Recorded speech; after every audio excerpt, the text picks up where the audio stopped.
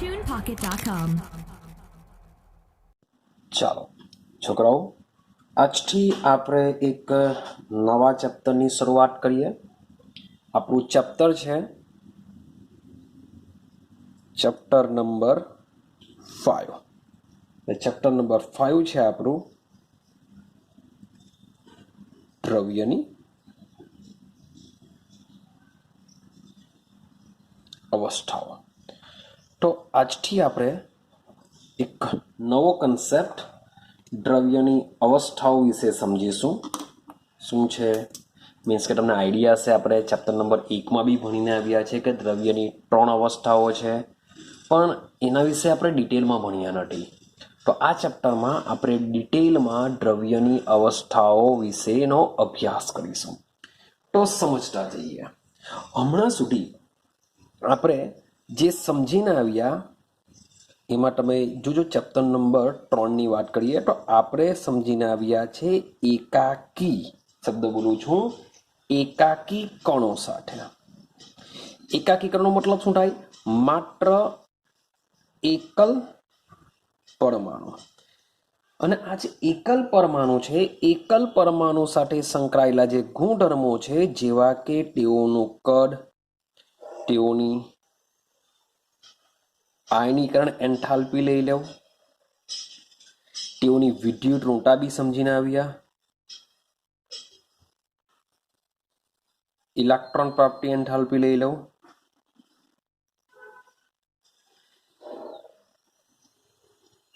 ભાઈ ધ્રુવીયતા લઈ લેવું, ધ્રુવીયતાનો કન્સેપ્ટ બી આપણે સમજીને આવ્યા.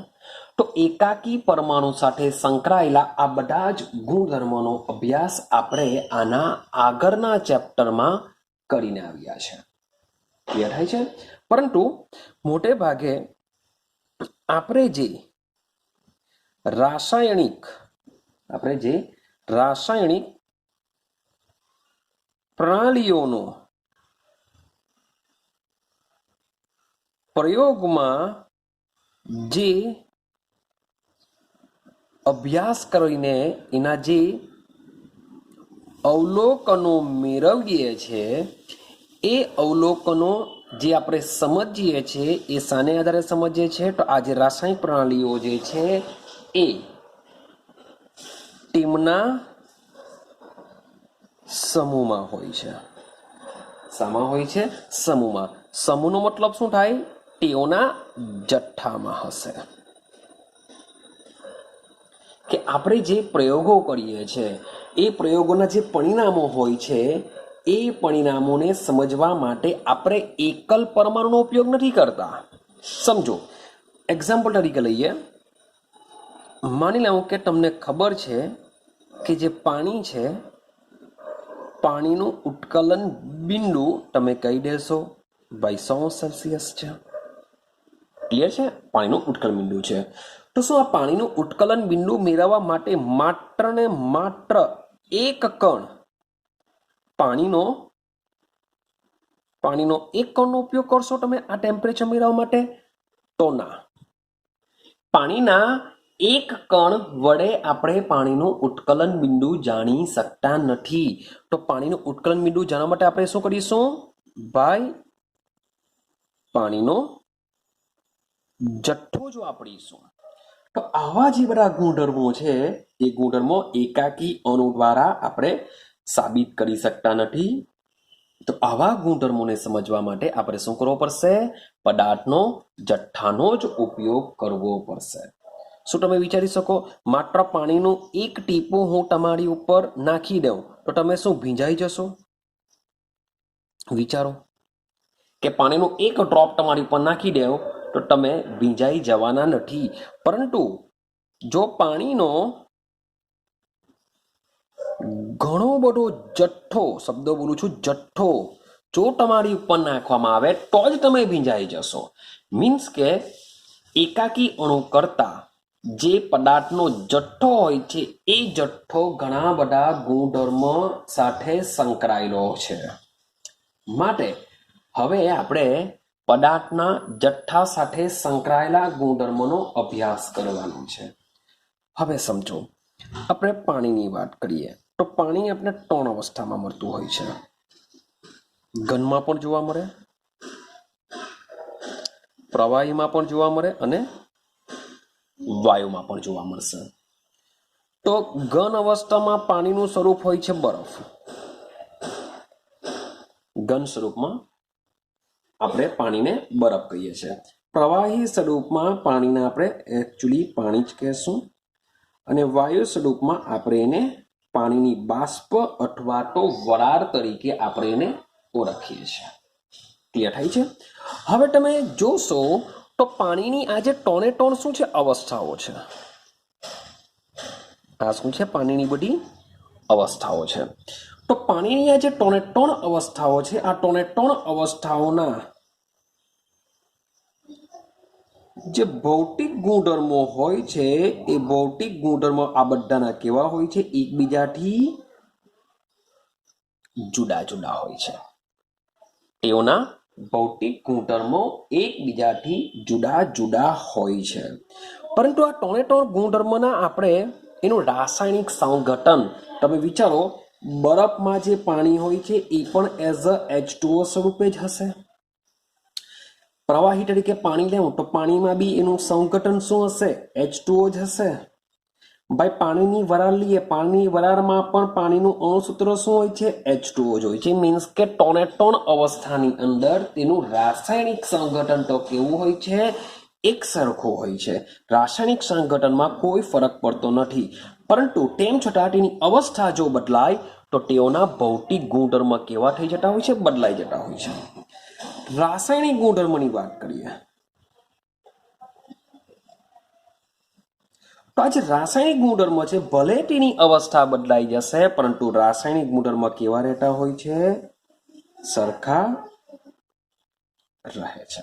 પરંતુ ભૌતિક ગુણધર્મ શું થશે? બદલાઈ જશે. ક્લિયર થાય છે? આટલું દિમાગમાં ફિટ કરજો. મીન્સ કે તેની અવસ્થા પણ ખૂબ જ ઇમ્પોર્ટન્ટ છે. કારણ કે અવસ્થા ચેન્જ થાય તો પદાર્થ સાથે સંકળાયેલા તેઓના ભૌતિક ગુણધર્મમાં પણ શું થઈ જાય છે? બદલાઈ જાય છે. ક્લિયર આવે છે? ચાલો હવે એક બીજી વસ્તુ રાસાયણિક ગુણધર્મની વાત કરીએ તો રાસાયણિક ગુણધર્મમાં બીજો હોય છે, ભલે હું કેવું છું અહીંયા કે રાસાયણિક ગુણધર્મ ભાઈ કેવા રહે છે? સરખા રહે છે, એવી મેં વાત તમને કરેલી છે. પરંતુ રાસાયણિક ગુણધર્મ સાથે સંકળાયેલો છે પ્રક્રિયાનો દર અથવા પ્રક્રિયાનો વેગ, જે રાસાયણિક ગુણધર્મમાં આવશે. તો પછી ભૌતિક ગુણધર્મ જો બદલાય તો પ્રક્રિયાનો વેગ અથવા દર પણ શું થાય છે? બદલાય છે. જે આ પ્રક્રિયાનો વેગ છે, મીન્સ કે તમે બરફને લઈને રિએક્શન કરો, પાણીને લઈને રિએક્શન કરો કે વરાળને લઈને રિએક્શન કરો, રિએક્શન સેમ થશે, પણ એનો જે વેગ છે, પ્રક્રિયાની જે ઝડપ છે, એ ઝડપ ટોને ટોન અવસ્થાઓમાં કેવી હોય છે? જુદી જુદી હોય છે. માટે પ્રક્રિયાનો જે વેગ છે એનો રાસાયણિક ગુણધર્મ છે જે પદાર્થની અવસ્થા પર આધાર રાખે છે. બાકી કોઈ પણ તમે લેશો રાસાયણિક ગુણધર્મ એ અવસ્થા સાથે આધાર રાખતું નથી. આઈડિયા આવે છે કંઈ? તો આપણે યાદ રાખવા જેવો પોઈન્ટ કે પ્રક્રિયાનો જે વેગ છે ભલે રાસાયણિક ગુણધર્મ છે, તેમ છતાં અવસ્થા બદલાતા તે બદલાઈ જાય છે. તો એનો મતલબ એમ થાય કે આપણે જે પ્રયોગો કરીએ છીએ એ પ્રયોગોના પરિણામોને સમજવા હોય, કેટલીક ગણતરીઓ મારે કરવી હશે તો એ ગણતરીઓ કરવા માટે પણ પદાર્થની જે અવસ્થા છે એ અવસ્થા ખૂબ જ મહત્વતા ધરાવતી હોય છે. ને શરૂઆત મેં જથ્થાથી કરી, મીન્સ કે તમે કોઈ પણ અવસ્થા લેશો તેમાં આપણે એકાકી અણુની વાત નથી કરવાના, એમાં આપણે જથ્થાની જ વાત કરીશું. એટલે ઘનમાં બી પદાર્થના ઘણા બધા અણુ હશે, પ્રવાહીમાં બી પદાર્થના ઘણા બધા અણુ હશે અને વાયુમાં બી પદાર્થના ઘણા બધા અણુઓ હશે. એટલે કે તેની અવસ્થામાં તેઓ જથ્થા સ્વરૂપે રહેલી હોય છે. આઈડિયા આવે છે? માટે પદાર્થની અવસ્થા એ ખૂબ જ ઇમ્પોર્ટન્ટ હોય છે. તો અવસ્થાની ઇમ્પોર્ટન્ટ, એની મહત્વતા હોવાને લીધે જ આપણે સમજવું પડશે અવસ્થા. તો સૌથી પહેલામાં પહેલો પોઈન્ટ દિમાગમાં આવે કે આ જે પદાર્થની અવસ્થા છે એ કેવી રીતના ઉત્પન્ન થાય છે એને સમજવું પડશે. એવા તો કયા પરિબળો છે કે જે અવસ્થાને નક્કી કરે છે? ક્લિયર થાય છે કે દ્રવ્યના 3 અવસ્થા છે, ઘન, પ્રવાહી ને વાયુ. તો એવું તો શું થાય છે અંદર કે ભાઈ ઘન ઘન રહેશે, પ્રવાહી પ્રવાહીમાં રહેશે, વાયુ વાયુ રહેશે. તો પદાર્થની જે અવસ્થાને ડિસાઈડ કરતા જે મેઇન પોઈન્ટ છે એ મેઇન પોઈન્ટ તમને જો કહું તો એ છે આપણા પદાર્થનો આંતર આણ્વીય આકર્ષણ બળો. પદાર્થના આંતર આણ્વીય આકર્ષણ બળો આ પણ શું કરે છે? પદાર્થની અવસ્થા ડિસાઈડ કરતું હોય છે. ત્યાર પછી બીજો પોઈન્ટ લઈએ તો પારસ્પરિક ક્રિયાઓ. પારસ્પરિક ક્રિયાઓ. તો પારસ્પરિક ક્રિયાઓ પર શું કરે છે? પદાર્થની અવસ્થા ડિસાઈડ કરતી હોય છે અને સાથે સાથે પદાર્થ અથવા તો દ્રવ્ય અથવા તો અણુમાં રહેલા જે કણો છે એ કણોની ગતિ અથવા તો એવું કહી શકાય કે ઉષ્મા ઉર્જા, કણોની ઉષ્મા ઉર્જા અથવા કણોની ગતિ. તો આ 3 વસ્તુ દ્વારા આપણે પદાર્થની અવસ્થાને સમજીએ છીએ. ક્લિયર છે ને? આ 3 અવસ્થાઓનું એકબીજા સાથે સમતોલન થશે અને સમતોલન થઈને પદાર્થની અવસ્થા ડિસાઈડ થતી હોય છે. આટલું ક્લિયર છે? તો આ ચેપ્ટરમાં આપણે પદાર્થની અવસ્થાઓ વિશે સમજવાનો પ્રયત્ન કરીશું. પરંતુ પદાર્થની અવસ્થાઓ તમને આઈડિયા છે કેટલી છે? ઘન છે, પ્રવાહી છે અને વાયુ છે. તો આ ચેપ્ટરમાં આપણે માત્ર ને માત્ર મેઇન છે વાયુ અને પ્રવાહી. વાયુ અને પ્રવાહી એટલે મેઇન મીન્સ કે એવું નથી કહેતો કે વાયુ મેઇન એટલા માટે કહું છું કે આના માટે ઘણા બધા નિયમો સર્જાયેલા છે, આના માટે ઓછા નિયમો સર્જાયેલા છે અને ઘન માટે પણ ઘણું બધું સમજવાનું છે. માટે આ ચેપ્ટરમાં આપણે આ 2 વિશે સમજવાનું છે, પણ વાયુ વિશે ઘણા બધા નિયમો સર્જાયેલા છે એટલે હું એને મેઇન કહું છું. બાકી બધા સરખા જ છે ભાઈ, મેઇન કોઈ નથી, કોઈ ફેવરિટ નથી મારો. તો ભાઈ પ્રવાહી અને વાયુની અંદર વાયુ વિશે ઘણા બધા નિયમો આપણે સમજીશું. એટલે કે આ ચેપ્ટરમાં આપણે ઇન્ફોર્મેશન મેળવીશું પ્રવાહી અને વાયુ વિશે. ઘન અવસ્થા વિશે તમે ધોરણ 12ની અંદર એક આખું ચેપ્ટર જે શરૂઆત થશે ઘન અવસ્થાથી જ, શરૂઆતમાં 12માનું પહેલું જ ચેપ્ટર આવશે ઘન અવસ્થા. એના વિશે મીન્સ કે તમે 12મા ધોરણમાં ઇન્ફોર્મેશન બધી મેળવશો. ક્લિયર છે? ચાલો, તો હવે આપણે સમજવાનો પ્રયત્ન કરીએ આંતર આણ્વીય આકર્ષણ બળો મીન્સ કે અવસ્થા કેવી રીતના ડિસાઈડ થાય છે એને આપણે સમજવાનો પ્રયત્ન કરીએ. તો આપણો પહેલો પોઈન્ટ છે આંતર આણ્વીય આકર્ષણ બળો. ચાલો તો સમજીએ આંતર આણ્વીય આકર્ષણ બળો શું છે. તો આ જે આંતર આણ્વીય આકર્ષણ બળો છે એ એકચ્યુઅલી કેવી રીતના મળે છે? તો એ આંતર આણ્વીય બળો જે છે એ આંતર આણ્વીય બળો પારસ્પરિક ક્રિયા કરતા કણોને લીધે ઉત્પન્ન થાય છે. કે આપણો જે પદાર્થ છે એ પદાર્થમાં જે કણો છે એ કણો શું કરશે? પારસ્પરિક ક્રિયા કરશે. ને પારસ્પરિક ક્રિયાને લીધે આંતર આણ્વીય જે ક્રિયા કરશે એને જ આપણે શું કહેશું? આંતર આણ્વીય બળ કહેશું. હવે આ જે આંતર આણ્વીય બળ છે એના વિશેની ઇન્ફોર્મેશન વાન્ડર વાલ્સ નામના વૈજ્ઞાનિકે શોધી હતી કે ભાઈ દ્રવ્યના જથ્થાની અંદર આવા આંતર આણ્વીય બળો હોય છે. શું છે આપણે ડિટેલમાં જો સમજવાના છે. તો સૌથી પહેલા સમજો કે જે જથ્થો હોય છે, કોઈનો બી જથ્થો હોય છે, તો વાયુનો જથ્થો હોય, પ્રવાહીનો હોય કે ઘનનો હોય, તો કોઈ પણ જથ્થો હોય એ જથ્થામાં શું હોય છે? આંતર આણ્વીય બળો હોય છે. આ આંતર આણવીય બળો કેવી રીતના ઉત્પન્ન થાય? તો ભાઈ જે કણો છે એ કણો શું કરે છે? પારસ્પરિક ક્રિયા કરે છે, જેને લીધે આંતર આણવીય બળો ઉત્પન્ન થાય છે, જેના વિશેની માહિતી વાન્ડરવાલ્સ નામના વૈજ્ઞાનિકે આપી હતી. માટે વાન્ડરવાલ્સે આ બળની શોધ કરી હોવાથી આંતર આણવીય બળને વાન્ડરવાલ્સ બળ પણ કહેવામાં આવે છે. વાન્ડરવાલ્સ નામના વૈજ્ઞાનિકની યાદમાં, તેના માનમાં, તેના સન્માનમાં આ જે બળો હોય છે એ બળોને શું કહેવામાં આવે છે? વાન્ડરવાલ્સ બળ પણ કહેવામાં આવે છે. અને આ જ વાન્ડરવાલ્સ નામના વૈજ્ઞાનિકે, આપણે ભણીશું આ જે ચેપ્ટરમાં, આદર્શ વાયુ અને વાસ્તવિક વાયુ વચ્ચેનું ડિફરન્સિએશન પણ કહ્યો છે, તફાવત પણ કહ્યો છે. આદર્શ વાયુ કેવો હશે, વાસ્તવિક વાયુ કેવો હશે, એની બધી ઇન્ફોર્મેશન વાન્ડરવાલ્સ નામના વૈજ્ઞાનિકે આપી છે. તો આદર્શ વાયુ શું છે, વાસ્તવિક વાયુ શું છે, એ બધી ઇન્ફોર્મેશન તમને આ ચેપ્ટરમાં પાછળથી મળશે. ક્લિયર થાય છે? ચાલો હવે વાત કરીશું વાન્ડરવાલ્સ બળ.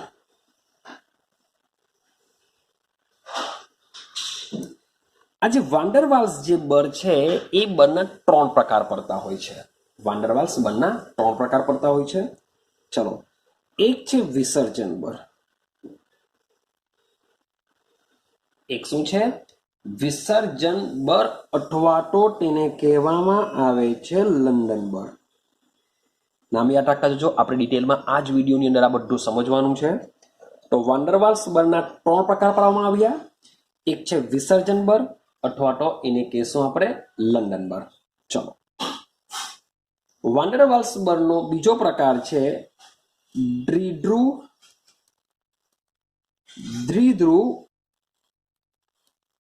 આકર્ષણ બળ. બીજો પ્રકાર છે એનો દ્વિધ્રુવ આકર્ષણ બળ. અને ત્રીજો પ્રકાર છે એનો દ્વિધ્રુવ પ્રેરિત, શબ્દ બોલું છું, દ્વિધ્રુવ પ્રેરિત દ્વિધ્રુવ બળ. દ્વિધ્રુવ પ્રેરિત દ્વિધ્રુવ બળનો સમાવેશ થશે. હવે આ જે વાત મેં કરી છે દ્વિધ્રુવ આકર્ષણ બળ, એ દ્વિધ્રુવ આકર્ષણ બળ એકચ્યુઅલી હોય છે હાઇડ્રોજન બળ. એ કોણ હોય છે? હાઇડ્રોજન બળ, જેના વિશે લાસ્ટ વિડીયોની અંદર આપણે એને ડિટેલમાં સમજાવેલો છે કે હાઇડ્રોજન બળ કેવી રીતના ઉત્પન્ન થાય છે, કોની સાથે હાઇડ્રોજન જોડાય તો ઉત્પન્ન થાય છે. જે દ્વિધ્રુવ આકર્ષણ બળ છે, એટલે કે હાઇડ્રોજન બળ પણ એક જાતનું કોણ છે? વાન્ડરવાલ્સ બળનો પ્રકાર છે, એવું આપણે કહી શકીએ છીએ. ક્લિયર થાય છે? ચાલો, તો હવે આપણે આ જે જુદા પ્રકારના જે વાન્ડરવાલ્સ આકર્ષણ બળો છે એને આપણે સમજવાનો પ્રયત્ન કરીશું કે 3 માં શું ડિફરન્સિએશન હોય છે. આ બધા જ પરમાણુ અથવા તો અણુ વચ્ચે જથ્થામાં ઉદ્ભવે છે. શબ્દ બોલું છું, જથ્થામાં. હવે આપણે જે પણ કંઈક વાત કરીશું એ ટોટલી બધું જથ્થામાં વાત કરીશું. એકાકી પરમાણુ કે એકાકી સ્પીસીસ માટે વાત કરીશું નહીં. જે પણ વાત કરીશું એ બધું સામે વાત કરીશું, જથ્થાની અંદર વાત કરીશું. ચાલો, આટલું ક્લિયર છે?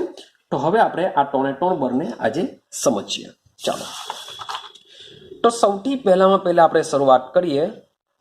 સૌથી ફર્સ્ટ શરૂઆત કરીશું આપણે પહેલું બળ, જેને આપણે વિસર્જન બળ અથવા તો લંડન બળ કહીએ છીએ. વિસર્જન બળ અથવા લંડન બળ કહીએ છીએ. બરાબર સમજજો, કારણ કે સમજવાનું એકચ્યુઅલી બહુ ઓછું હોય છે. આમાં રાઇટિંગ બહુ બધું છે, પણ બરાબર પ્રયત્ન કરજો, સમજવાનો પ્રયત્ન કરજો કે શું છે આ બધી વસ્તુ. ચાલો, હવે આ પહેલી વસ્તુ કે શામાં ઉદ્ભવશે એની વાત કરીએ. તો સમજો ભાઈ, પરમાણુ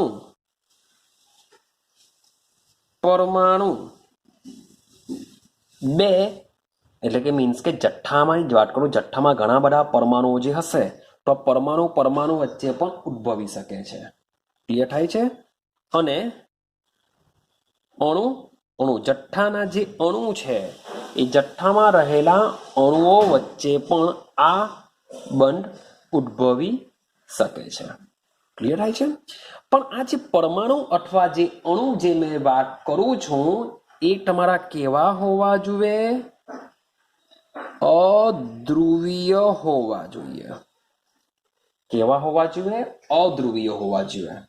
હવે અધ્રુવીય કોને કહેવાશે? એકચ્યુઅલી યાદ કરો, આની આગળના ચેપ્ટરોની અંદર એક ધ્રુવીયતાની થિયરી બનીને આવ્યા છે. જો અણુ ધ્રુવીય હોય તો ચુંબકીય ચાંક માત્રા બી ઉત્પન્ન કરતો હોય છે. તો સેમ વસ્તુ અધ્રુવીયની વાત કરીએ કે અધ્રુવીય શું છે. તો સમજો એક એક્ઝામ્પલ લઈ લો. માન લો કે મારી પાસે H2 અણુ છે. ઘણા બધા H2 અણુ હશે. તો અણુ લઈ લેવું અથવા પરમાણુ લેવું, વોટ એવર જે બી લેવું લઈ શકો. મને લખું એ H પરમાણુ લેવું છું, અહીંયા H પરમાણુ લેવું છું. રેડી? તો આ અણુ ક્યારે બને? તો બંને વે શું કરવું પડશે? એક ઇલેક્ટ્રોનની ભાગીદારી કરવી પડે. હા કે ના? તો જ્યારે બંને એક ઇલેક્ટ્રોનની ભાગીદારી કરે છે ત્યારે બંનેની વિદ્યુતઋણતા એક સરખી છે. બંનેની વિદ્યુતઋણતા એક સરખી હોવાને લીધે આ જે ઇલેક્ટ્રોન યુગ્મ છે એ ઇલેક્ટ્રોન યુગ્મ બંને પરમાણુના કેન્દ્રથી એક સરખા અંતરે રહેતું હોય છે. માટે આવો જે અણુ છે એ કયો કહેવાશે? અધ્રુવીય કહેવાશે. શોર્ટ એન્ડ સિમ્પલ, જે પણ સરખા આ રીતના હોય છે એ બધા કેવા કહેવાશે? અધ્રુવીય કહેવાશે. H2 લઈ લેવું, O2 લઈ લેવું, N2 લઈ લેવું, F2 લઈ લેવું, આ બધા કેવા કહેવાશે? અધ્રુવીય. કેમ અધ્રુવીય? કારણ કે જે બે પરમાણુ છે એ બંનેની વિદ્યુતઋણતા કેવી હશે? સેમ હશે.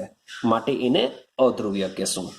જો અધ્રુવીય જો હોય તો એના પરથી આપણે કહી શકીએ કે તેઓમાં ચુંબકીય ચાંક માત્રા પણ જોવા મળતી નથી. કારણ કે છે અધ્રુવીય. કારણ કે ધ્રુવીય હોય તો જ ચુંબકીય ચાંક માત્રા ઉત્પન્ન થઈ શકે, પણ અધ્રુવીય છે માટે ચુંબકીય ચાંક માત્રા આની અંદર જોવા મળતી નથી. હવે કેમ જોવા નથી મળતી? શા માટે અધ્રુવીય છે એ થોડું ઘણું સમજાવ્યું. હવે સમજીએ કે આ લોકોની અંદર માન લો કે પરમાણુ છે અથવા કોઈ બી અણુ લઈ લો, તો એમાં જે ઇલેક્ટ્રોનનો જે ભાર છે, ઇલેક્ટ્રોનનું જે વિદ્યુત વાદળ છે એ બધે એક સરખી રીતે વહેંચાયેલું હોય છે. કેન્દ્રથી સમાન અંતરે તેમાં વિદ્યુત વાદળ રહેલું હોય છે. આ પરમાણુમાં પણ સમાન રીતે વહેંચાયેલું હોય છે. તો મેઇન છે કે અણુ અધ્રુવીય છે. અધ્રુવીય હોવાને લીધે તેઓમાં જે ઇલેક્ટ્રોનીય વિદ્યુત વાદળ જે હોય છે એ કેવું હોય છે? સમમિત હોય છે. સમમિતનો મતલબ શું થાય? એક સરખી રીતે વહેંચાયેલું હોય છે.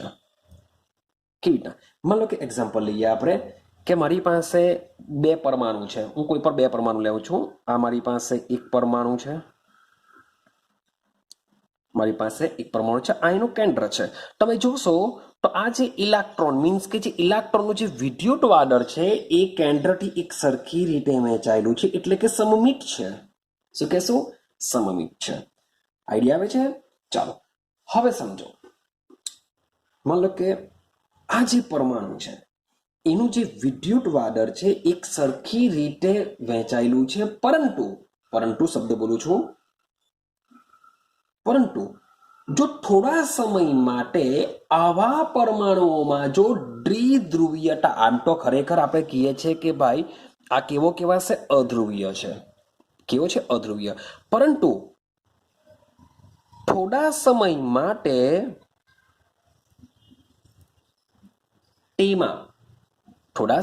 તેમાં મીન્સ કે તમે પરમાણુ પણ લઈ શકો. પરમાણુની વાત કરતા હોય તો પરમાણુ અથવા અણુની વાત કરતા હોય તો અણુ. તો થોડા સમય માટે પરમાણુ અથવા અણુમાં શું કરી શકાય છે? દ્વિધ્રુવીયતા વિકસાવી શકાય છે.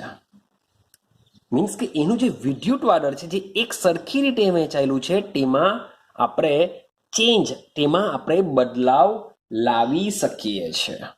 કે આ જે પરમાણુ છે એ પરમાણુ જે વિદ્યુત વાદળ છે બધે એક સરખી રીતે વહેંચાયેલું છે એટલે કે સમમિત છે.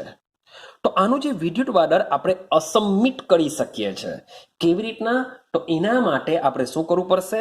બે પરમાણુ લેવા પડે. આ તો એક જ પરમાણુની વાત છે, એક જ પ્રમાણમાં 100% આવી રીતના જોવા મળશે. પણ માની લેવું કે મારી પાસે એક બીજો પરમાણુ લઈ લઈએ આપણે. ચાલો, આ છે પ્લસ, આ કોઈ એ નામનો પરમાણુ છે, સમજતા જજો. હવે એના જેવો જ સેમ એક બીજો પરમાણુ લેશું, કારણ કે જથ્થો હોય છે, જથ્થામાં તો ઘણા બધા પરમાણુ હોય છે. તો આવા મેં બે પરમાણુ લઈ લીધા. તો મારી પાસે બે પરમાણુ છે. તમે બંને પરમાણુનું ઓબ્ઝર્વેશન કરશો, તેમાં જે ઇલેક્ટ્રોનનું વિદ્યુત વાદળ છે એ બંનેમાં કેવું છે? સમિત છે. જો ચેક કરો, બંનેમાં એક સરખી રીતે વહેંચાયેલું છે. એટલે કે બંને કેવા છે? અધ્રુવીય પરમાણુ છે. ક્લિયર છે? હવે જ્યારે બંને પરમાણુ એકબીજાની શું કરે છે? નજીક આવે. જ્યારે આ બંને પરમાણુ એકબીજાની ભાઈ નજીક આવે તો કંઈ ને કંઈ તો ભાઈ થવાનું, સીધી સિમ્પલ વસ્તુ છે. નજીક જ નહીં જવાનું, કંઈ પ્રોબ્લેમ નહીં થાય. તો જ્યારે પરમાણુઓ એકબીજાની ખૂબ જ નજીક જાય છે ત્યારે થશે શું? થોડા સમય માટે, શબ્દ બોલું છું, થોડા સમય માટે બેમાંથી કોઈ એક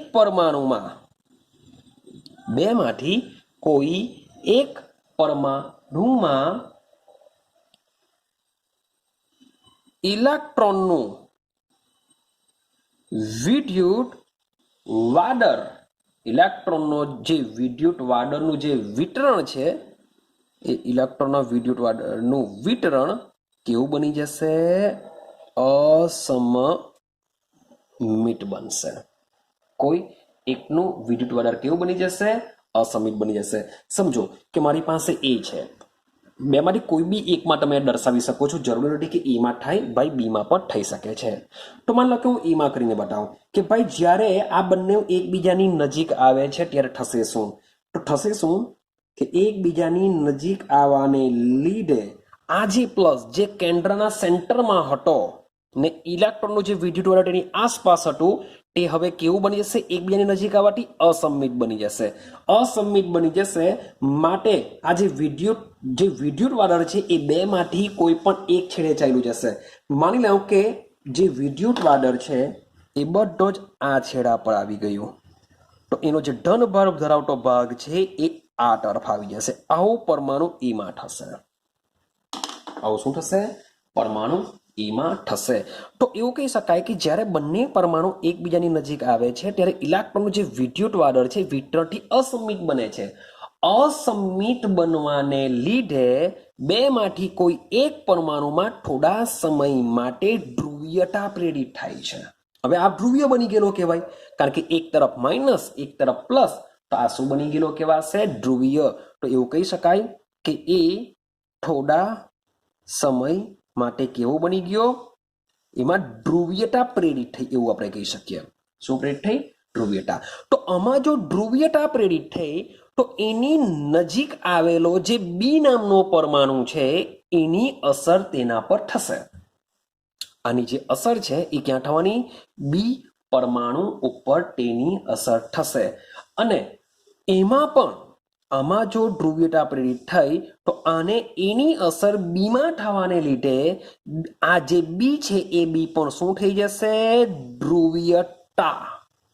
એટલે કે એમાં પણ દ્વિધ્રુવીયતા પ્રેરિત થશે. માટે શબ્દ સમજો, એમાં પણ આ રીતના ઇલેક્ટ્રોનનું જે વિદ્યુત વાદળ છે એ કેવું બની જશે? અસમિત બનશે. હવે થશે શું? હવે એનો જે છેડો એની નજીક જાય છે એમાં અહીંયા માઇનસ એટલે કે વિદ્યુત વાદળ વધારે છે, તો એનો એવો કયો છેડો આવશે? ધન ભાગ ધરાવતો છેડો આની નજીક આવશે અને ઋણ ભાગ આ રીતના આવશે. આઈડિયા આવે છે? મીન્સ કે થશે શું? એટ્રેક્શન ફોર્સ જેવું લાગવાનું કે આ બાજુ જાય છે, હા કે ના? જો ભાઈ વિદ્યુત ધ્રુવીયતા દર્શાવવાનો પ્રયત્ન ચાલે છે, આ બાજુ ધ્રુવીયતા લાગશે. આ દિશા મીન્સ કે ધ્રુવીયતાનું ચિહ્ન છે આ ધ્રુવીયતા દર્શાવવાનો પ્રયત્ન કરે છે. સેમ આવી જ વસ્તુ આ જ વસ્તુ કે ભાઈ જરૂરી નથી કે એનો જમણો જે છેડો છે ત્યાં આગળ ઇલેક્ટ્રોનની વિદ્યુત વાદળ જમણા છેડા તરફ જાય એવું કંઈ જરૂર નથી. ભાઈ આ વસ્તુ આ રીતના બી થઈ શકે છે કે ભાઈ જ્યારે બંને પરમાણુ એકબીજાની નજીક આવે છે ત્યારે એમાં જો તેની જમણા છેડા તરફ વિદ્યુત ભારની અછત વર્તાય તો એનો ડાબો છેડો વિદ્યુત ભારથી સંપૂર્ણ હશે. તો એની સંપર્કમાં આવતો જે બી છેડો છે એના સંપર્કમાં આવતો બી છેડો મીન્સ કે આ છેડો શું કરશે, જ્યાં આગળ વિદ્યુત ઘનતા વધુ હશે તેના નજીકમાં આવશે અને એનો જમણો છેડો એની ઇલેક્ટ્રોનની અછત વર્તે. તો આ રીતના બી થઈ શકે છે કે જેમાં આ રીતની ધ્રુવીયતા પ્રેરિત થતી હોય છે. તો બેમાંથી કોઈ પણ એક વસ્તુ સંભવી શકતું હોય છે. આઈડિયા આવે છે? તો સમજો તો આ બે પરમાણુ વચ્ચે હવે શું પ્લસ અને માઇનસ આ બે વચ્ચે શું થઈ શકે છે ભાઈ, આકર્ષણ થઈ શકે છે. શું થઈ શકે છે? આકર્ષણ. સેમ અહીંયા બી શું ઉત્પન્ન થઈ શકે છે? આકર્ષણ ઉત્પન્ન થઈ શકે છે. એ જ તો સમજાવવાની વાત કરે છે લંડનબર્ગ કે પરમાણુ અથવા અણુ વચ્ચે શું લાગી શકે છે? આકર્ષણ બળ લાગી શકે છે. એ જ આપણું લંડનબર્ગ છે. તો આ રીતના બે પરમાણુ વચ્ચે બી શું થઈ શકે છે? આકર્ષણ બળ થઈ શકે છે. આઈડિયા આવે છે? ચાલો, પરંતુ આ જે આકર્ષણ બળ છે જે ધ્રુવીયતા પ્રેરિત બે પરમાણુ એકબીજાની નજીક આવ્યા તેમાં દ્વિધ્રુવીયતા પ્રેરિત થઈ છે. તો આ ધ્રુવીયતા શોધનાર સૌ પ્રથમ વૈજ્ઞાનિક હતા. મીન્સ કે આ જે ધ્રુવીયતા છે આ પ્રકારની જે ધ્રુવીયતા છે એ સૌ પ્રથમ વખત ભાઈ જર્મન વૈજ્ઞાનિક છે. એ પણ ભૌતિક શાસ્ત્રી છે.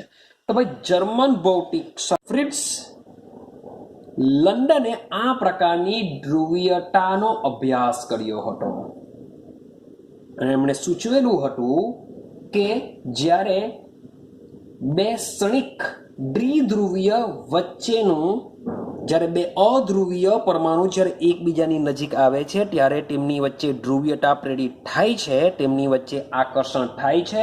તો આ પ્રકારના આકર્ષણ બળને નામ આપી દીધવામાં આવ્યું લંડનબર્ગ, કારણ કે ફ્રિટ્ઝ લંડને શોધેલું હતું. તો એના નામ પરથી આ આકર્ષણ બળને લંડનબર્ગ પણ કહેવામાં આવે છે. આ જ બળનું બીજું નામ પણ આપવામાં આવ્યું છે અને કહેવામાં આવે છે વિસર્જન બળ પણ તેને કહેવામાં આવતું હોય છે. ક્લિયર? ને યાદ રાખજો આ જે બળ છે હંમેશા કેવું હોય છે? આકર્ષી પ્રકારનું હોય છે. કારણ કે હંમેશા શું થશે? બે પરમાણુ લઈ લેવ કે બે અણુ લઈ લેવ તેમના વચ્ચે આકર્ષણ જ થશે. ક્લિયર થાય છે? ચાલો હવે જોજો આ જે આકર્ષણ બળ છે હવે એના માટેની ઉર્જા વિશે વિચારીએ. તો જોજો કે આ બે પરમાણુઓની જે પારસ્પરિક શબ્દ બોલું છું, પારસ્પરિક ઉર્જા છે એ ઉર્જા બે પારસ્પરિક ક્રિયા કરતા કણો વચ્ચેના અંતરના છઠ્ઠા ઘાતના વ્યસ્ત પ્રમાણમાં હોય છે. મીન્સ કે આ બે અણુઓની જે ઉર્જા હોય છે તેમની ઉર્જા કેવી હોય છે? મતલબ કે ઉર્જા તરીકે હું એનર્જી લઈ લઉં તો એનર્જી બે પારસ્પરિક ક્રિયા કરતા કણો મીન્સ કે પરમાણુ પણ હોઈ શકે અણુ પણ હોઈ શકે તેમની વચ્ચેના અંતરના છઠ્ઠા ઘાતના વ્યસ્ત પ્રમાણમાં મીન્સ કે 1/r⁶ આટલું તેમની ઉર્જા હોય છે. ક્લિયર છે? તો મીન્સ કે આ જે બળો છે 1/r⁶ એટલે કે તેમની વચ્ચેનું અંતર કેવું હશે? ખૂબ જ ઓછું હશે કે 1/r⁶ યાદ રાખજો r⁶ નથી 1/r⁶ એટલે કે આ જે આકર્ષણ બળ છે આ આકર્ષણ બળ ખૂબ જ ઓછા અંતરે રહેલા બે પરમાણુ અથવા તો બે અણુ વચ્ચે લાગતું હોય છે. કેના જે બે પરમાણુઓ એકબીજાની ખૂબ જ નજીક રહેલા હોય છે અથવા બે અણુ ખૂબ જ નજીક રહેલા હોય છે તો જ આ પ્રકારનું લંડન બર અથવા તો વિસર્જન બર લાગુ પડતું હોય છે અને તેની પર આધાર રહેલો છે કણોની ધ્રુવીભવનીયતા પર આધાર રાખતો હોય છે.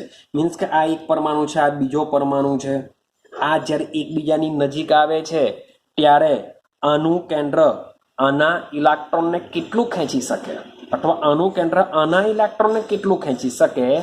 યાદ કરો, આપણે ફજાનનો રૂલ ભણીને આવેલા છે. એ ફજાનના રૂલ જેવું છે કે જ્યારે બે પરમાણુઓ એકબીજાની નજીક આવે છે ત્યારે આ મુજબનું થતું હોય છે. એ મીન્સ કે સહસંજક બંધમાં આયનીય બંધ ફજાન રૂલ કહે છે. સેમ થોડું એના જેવું છે કે ધ્રુવીભવનીયતાનો મતલબ શું થાય, એમાં આપણે ધ્રુવીભવનીયતા પણ સમજીને આવ્યા હતા કે આનું કેન્દ્ર આના ઇલેક્ટ્રોનને આકર્ષે છે, જેને લીધે તેમાં દ્વિધ્રુવીયતા પ્રેરિત થાય છે. તો આ જે કણો છે એ જેટલી વધુ ધ્રુવીભવનીયતા ઉત્પન્ન કરી શકે એટલું જ તેમાં લંડન બર પણ કેવું થશે, વધારે જોવા મળશે. ક્લિયર છે? તો તમારું પહેલું આકર્ષણ બળ છે વિસર્જન બળ અથવા લંડન બળ. ચાલો આપણે સેકન્ડ નંબરના બળ વિશે વિચારીએ. આ જે સેકન્ડ નંબરનું બળ છે એ છે આપણું દ્વિધ્રુવ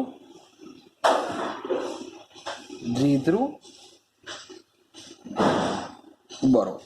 ચલો આને સમજવાનો પ્રયત્ન કરીએ કે દ્વિધ્રુવ બળો ક્યારે લાગે છે. તો દ્વિધ્રુવ આ જે બળો છે એ બળો યાદ રાખજો. સૌથી પહેલો પોઈન્ટ, કાયમી દ્વિધ્રુવીયતા ધરાવતા શબ્દ છે અણુઓ વચ્ચે જ લાગુ પડશે. પેલામાં બે પરમાણુ બે અણુ વચ્ચે બી લાગુ પાડી શકાય, પણ આ જે બળ છે એ બળ હંમેશા શબ્દ છે કાયમી દ્વિધ્રુવીયતા. મીન્સ કે જે અણુ પહેલેથી ધ્રુવીય હશે એ ધ્રુવીય અણુની અંદર જ દ્વિધ્રુવીય આકર્ષણ બળ લાગુ પડે છે. ક્લિયર છે? કેમ સમજો. હવે પહેલેથી જો દ્વિધ્રુવીયતા ધરાવતા હોય એનો મતલબ એમ થાય કે તેના બે છેડામાંથી એક છેડો શું હશે?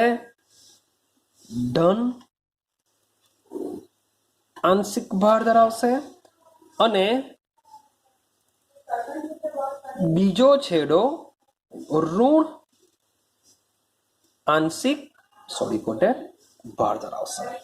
કારણ કે પહેલેથી ધ્રુવીય હોવાને લીધે તેનો એક છેડો પહેલેથી જ ધન આંશિક ભાર ધરાવતો હોય છે અને બીજો છેડો પહેલેથી જ ઋણ આંશિક ભાર ધરાવતો હોય છે.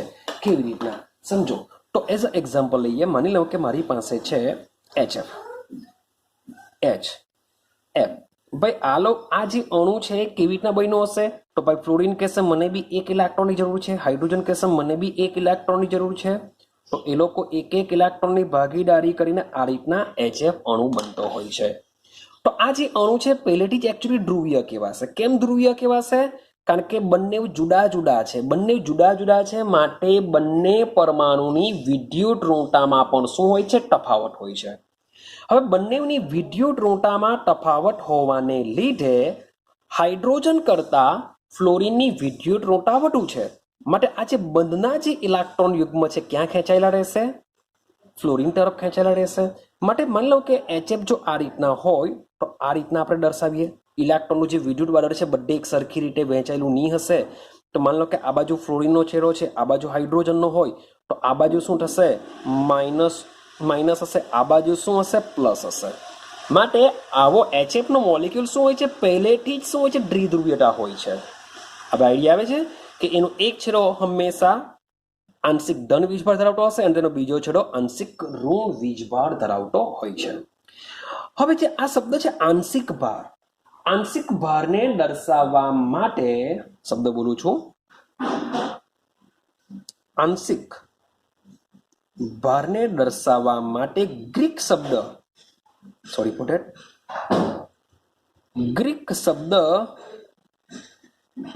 ડેલ્ટાનો ઉપયોગ થાય છે.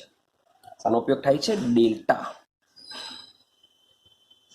ગ્રીક શબ્દ ડેલ્ટાનો ઉપયોગ થાય છે. તો આપણે એકચ્યુઅલી શું લખીએ છીએ, HF નો મોલેક્યુલ હોય તો આપણે અહીંયા માઇનસ ડેલ્ટા લખીએ છીએ, અહીંયા પ્લસ ડેલ્ટા લખીએ છીએ.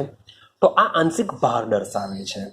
માઇનસ ડેલ્ટા પ્લસ ડેલ્ટા શું છે, આંશિક ભાર છે. આ આંશિક ઋણ વીજભાર છે, એટલે કે ફ્લોરિન પાસે ઇલેક્ટ્રોનની ઘનતા હાઇડ્રોજન કરતાં થોડી વધુ છે. અને અહીંયા પ્લસ ડેલ્ટા દર્શાવે છે કે ફ્લોરિન કરતાં હાઇડ્રોજન પાસે ઇલેક્ટ્રોનની ઘનતા ઓછી છે.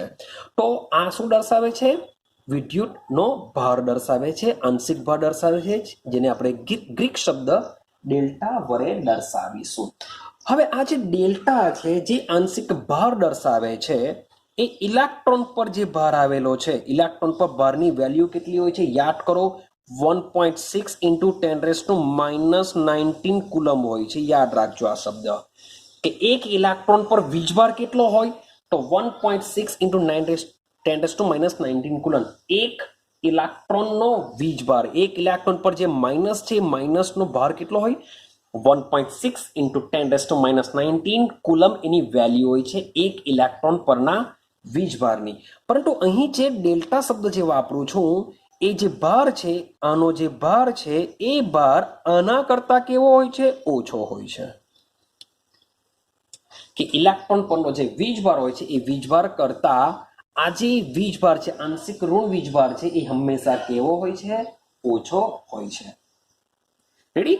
ચાલો હવે સમજો, માની લો કે આ એક HF નો અણુ છે, એટલે કે માની લો કે મારી પાસે HF કેવો હશે, આટલું એક્ઝામ્પલ લીધેલું છે મેં, એ પહેલેથી જ કેવો હશે, દ્વિધ્રુવીય. જો બે ધ્રુવમાં ફેરવાયેલો હશે, આ એનું એક ધ્રુવ, આ એનું બીજું ધ્રુવ, એટલે કે પહેલેથી જ કેવો છે, એ દ્વિધ્રુવીય અણુ છે.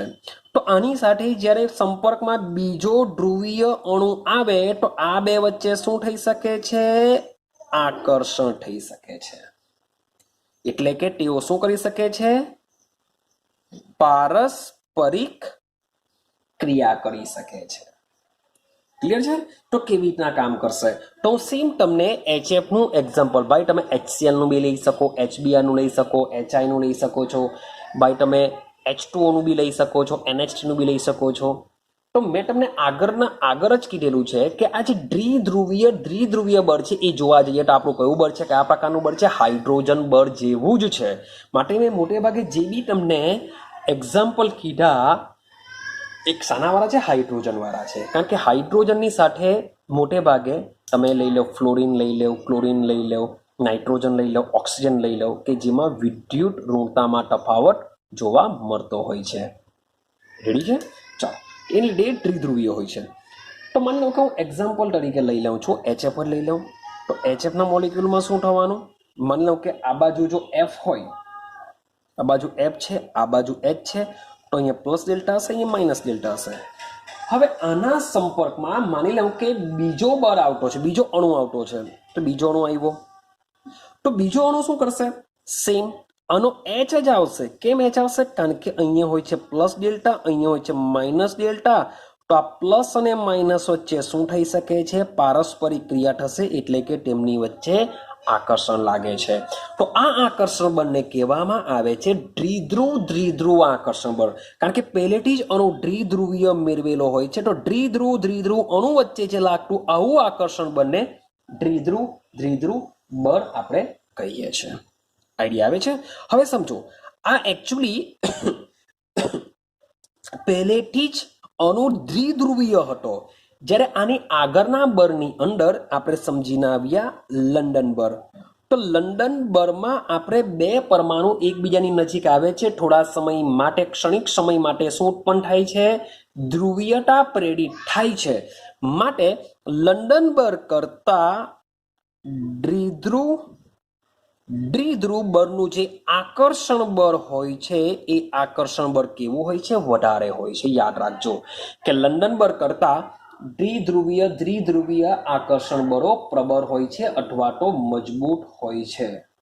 પરંતુ આ જે દ્વિધ્રુવ આકર્ષણ બળ હોય છે, એના કરતા પણ બે આયનો વચ્ચે, શબ્દ બોલું છું, બે આયનો વચ્ચેની જે પારસ્પરિક ક્રિયા હોય છે, તેમના કરતા પાછું ઓછું હોય છે. એટલે કે સૌથી વધારે આયન વચ્ચે લાગતું આકર્ષણ બળ, માની લો કે એક પ્લસ હોય એક માઇનસ હોય, તો આ બે વચ્ચે જે આકર્ષણ બળ થાય છે એ મજબૂત હોય છે. તેના પછી આવશે દ્વિધ્રુવ આકર્ષણ બળ અને સૌથી ઓછું હોય છે લંડન બળ હોય છે. ખબર પડે છે કઈ? કેમ, શા માટે આમાં ઓછું હોય છે? કારણ કે આમાં માત્ર ને માત્ર શું રચાયેલું હોય છે?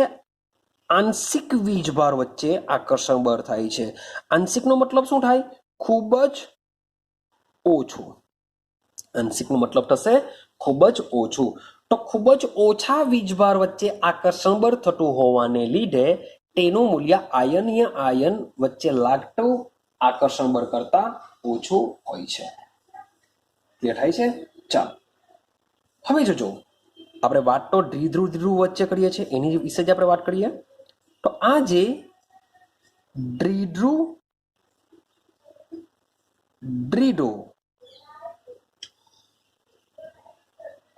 આકર્ષણ બળ છે, આ જે દ્વિધ્રુવ આકર્ષણ બળ છે એ જો અણુ વચ્ચેનું અંતર વધે, એટલે કે આ બે અણુ જો એકબીજાથી દૂર જાય તો સીધી સિમ્પલ વસ્તુ છે, આકર્ષણ બળ કેવું થશે? ઘટશે. બે મોલેક્યુલ જો એકબીજાથી આપણે દૂર લઈ જઈએ તો શું થશે? તેઓનું આકર્ષણ બળ ઘટી જશે. રેડી છે? ચાલો સેમ વસ્તુ હવે આપણે વાત કરીએ પારસ્પરિક ક્રિયાની ઉર્જાની વાત કરીએ. તો પારસ્પરિક ક્રિયા ઉર્જાની વાત કરીએ તો પારસ્પરિક ક્રિયાની જે ઉર્જા છે, પારસ્પરિક ક્રિયા જે ઉર્જા છે એ ઉર્જા જે ધ્રુવીય અણુઓ છે એ અણુઓના અંતરના વ્યસ્ત પ્રમાણમાં જ હોય છે. એટલે કે જેટલા, હવે વિચારો કે અણુઓ જો દૂર હોય તો તેમની પાસે ઉર્જા વધારે હશે, પણ અણુઓ જો એકબીજા સાથે જોડાઈ ગયા તો તેમની ઉર્જા કેવી થઈ જવાની? ઓછી થઈ જવાની. એ સીધી સિમ્પલ વસ્તુ છે કે માન લો કે આ એક મોલેક્યુલ છે, પ્લસ અને માઇનસ આ બે વચ્ચે આકર્ષણ થઈ ગયેલું છે, તો ભાઈ તેઓ એકબીજાથી દૂર જવાના નથી, એકબીજા સાથે સ્થિર રહેશે. તો આ લોકોની ઉર્જા કેવી હોવાની?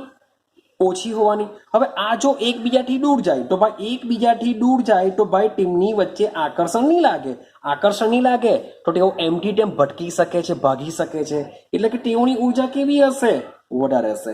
તો જેટલા અંતર વધારે એટલી ઉર્જા વધારે, જેટલું અંતર વધારે તે બે વચ્ચેનું તેટલી ઉર્જા વધારે, જેટલું અંતર ઓછું એટલી ઉર્જા ઓછી થશે. એટલે એ માટે કહેવામાં આવે છે કે આ જે પારસ્પરિક ક્રિયા ઉર્જા છે એ ધ્રુવીય અણુના અંતરના વ્યસ્ત પ્રમાણમાં હોય છે. અંતર ઓછું તો ઉર્જા વધારે છે. શબ્દ જોજો, અંતર ઓછું તો ઉર્જા વધારે, અંતર વધારે તો તેમની ઉર્જા અંતર વધારે તો તેઓની ઉર્જા કેવી હશે? ઓછી હશે. એકબીજાના વ્યસ્ત પ્રમાણમાં હોય છે. અને એ પ્રયોગો દ્વારા ડિસાઇડ થયું છે, સાબિત થયું છે કે આ જે પારસ્પરિક ક્રિયા જે હોય છે તેમની વચ્ચેની જે એનર્જી છે એ એનર્જી એકના છેદમાં પેલામાં જેમ આપણે 6 ગાંઠ કીધેલો આમાં 3 ગાંઠ જેટલો હોય છે. એટલે કે પેલા કરતા આ લોકોની ઉર્જા કેવી હોય છે? વધારે હોય છે. આ ક્લિયર થયું? તો આ છે આપણું દ્વિધ્રુવીય આકર્ષણ બળની વાત થયેલી છે. ક્લિયર? ચાલો સેમ વસ્તુ હવે આપણે વાત કરીશું ત્રીજા પ્રકારના આકર્ષણ બળની, પણ થોડીક હજુ આમાં ડિટેલમાં થોડીક વાત કરીએ કે શું કહેવા માંગે છે.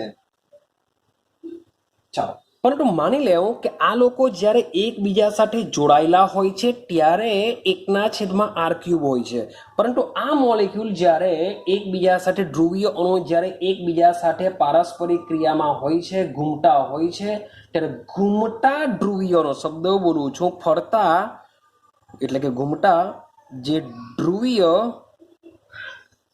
અણુઓ હોય છે એ અણુઓની પારસ્પરિક ક્રિયાની જે ઉર્જા છે એ ઉર્જા ફરીથી પાછી એકના છેદમાં r⁶ ને સમપ્રમાણમાં હોય છે. ક્લિયર છે? જો અણુઓ ફરતા હોય તો આટલી હોય છે, પણ જો સ્થિર થઈ ગયેલા હોય તો એની ઉર્જા આટલી હોય છે. ક્લિયર છે? ચાલો, તો આજે આપણે આગળ જે લંડન બર જોઈને આવ્યા, લંડન બર કરતા આ બરની અંદર જે પારસ્પરિક ક્રિયા થતી હોય છે એ પ્રબળ હોય છે, માટે તેમની વચ્ચેનું આકર્ષણ બળ બી કેવું હોય છે? વધારે હોય છે. હવે સમજો, મેં તમને કીધું છે ધ્રુવીયતા. હવે આપણે કમ્પેરિઝન કરીએ. ભાઈ કમ્પેરિઝન NH3 સાથે કરું, કમ્પેરિઝન H2O સાથે કરું, કમ્પેરિઝન HF સાથે કરું, તો ભાઈ સીધી સિમ્પલ વસ્તુ છે કે નાઇટ્રોજન કરતાં ઓક્સિજનની વિદ્યુતઋણતા વધારે, ઓક્સિજન કરતાં ફ્લોરિનની વિદ્યુતઋણતા વધારે, માટે આ જે દ્વિધ્રુવીયતા છે એ દ્વિધ્રુવીય આકર્ષણ બળ HFમાં સૌથી વધારે લાગશે, એના કરતાં ઓછું H2માં લાગશે, એના કરતાં સૌથી ઓછું NH3. મીન્સ કે ત્રણમાં કમ્પેરિઝન કરું છું હું. આ ત્રણમાં કમ્પેરિઝન જો કરું તો HFની સરખામણીમાં NH3માં દ્વિધ્રુવીય આકર્ષણ બળ કેવું લાગતું હોય છે? ઓછું લાગતું હોય છે. NH3 કરતાં H2માં વધારે, H2O કરતાં HFમાં દ્વિધ્રુવીય આકર્ષણ બળ વધારે લાગતું હોય છે. ક્લિયર? તો આનો આધાર શાના ઉપર રહેલો છે? તમારી અણુની ધ્રુવીયતા ઉપર લાગેલો છે. મીન્સ કે બે પરમાણુ છે ભાઈ, કોઈ એકની વિદ્યુતઋણતા ખૂબ જ વધુ છે, એકની વિદ્યુતઋણતા માની લો કે અહીં સાથે H જ જોડાવાનો છે, આ બાજુ H છે ને આની વિદ્યુતઋણતા વધુ આના કરતાં વધુ છે, પણ આની કમ્પેરિઝનમાં ઓછી છે. આની કમ્પેરિઝનમાં ઓછી છે માટે બંધના ઇલેક્ટ્રોનને આના કરતાં આમાં ઓછું એટ્રેક્શન કરે, આમાં વધુ એટ્રેક્શન કરશે કારણ કે એની વિદ્યુતઋણતા વધુ છે. માટે આ જે દ્વિધ્રુવીય આકર્ષણ બળ છે શામાં વધારે લાગશે? એનો આધાર અણુની ધ્રુવીયતા ઉપર રહેલો છે કે જે હાઇડ્રોજન સાથે જે પરમાણુ જોડાયેલો છે એ જો વધુ ધ્રુવીયતા ધરાવતો હોય, વધુ વિદ્યુતઋણતા ધરાવતો હોય તો અણુની ધ્રુવીયતા વધશે. ક્લિયર થાય છે? ચાલો હવે આપણે જઈએ ત્રીજા પ્રકારના આપણા આકર્ષણ બળ ઉપર. સમજો શું કહેવા માંગે છે. ત્રીજો પ્રકાર છે આપણો. હવે આઈડિયા આવી ગયા હશે. પહેલા બે કેવા લીધેલા હતા? અધ્રુવીય એટલે કે બિનધ્રુવીય લીધેલા હતા, બંને જ બિનધ્રુવીય. પછી બીજા લીધો બંને ધ્રુવીય. તો આ કયો હશે? એક ધ્રુવીય હશે, એક બિનધ્રુવીય હશે. તો એને આપણું નામ આપવામાં આવ્યું છે દ્વિધ્રુવીય પ્રેરિત દ્વિધ્રુવ બળ. શબ્દ છે પ્રેરિત. ચાલો હવે આ પ્રકારનું જે બળ છે એ કેવી રીતના કામ કરશે એ સમજો. તો આ પ્રકારના બળમાં પહેલા લઈ લો એક અણુ, કારણ કે એકચ્યુઅલી આ બે અણુ વચ્ચે ચર્ચા હશે.